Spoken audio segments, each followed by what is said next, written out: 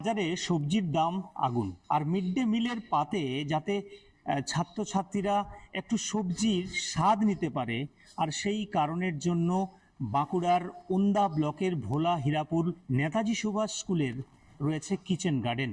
আর সেই কিচেন গার্ডেনের মধ্যে ফলছে নানান শীতকালীন সবজি, আর সেই সবজি টাটকা সবজি বাগান থেকে তুলে নিয়ে এসে মিড ডে মিলের রান্নাঘরে চলছে রান্না করার প্রক্রিয়া।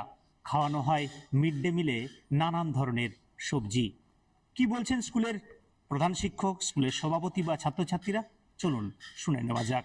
এখন বাজারে যে দ্রব্যমূল্যের যা অবস্থা, তাতে জানেন সবাই সবজির দাম 60, 70, 80, 100 টাকা। তাহলে বাচ্চাদের যদি ঠিকঠাক পুষ্টিটা দিতে হয়, সেই জন্য সবজি কিনে আমাদের পক্ষে দেওয়াটা খুব অসুবিধা হচ্ছিল। জ্বালানির দাম, সবজির দাম, মশলাপাতির দাম, জানেন আদা রসুন পেঁয়াজের দাম, তা ঠিকঠাক পুষ্টিটা দেওয়ার জন্য আমাদের যেহেতু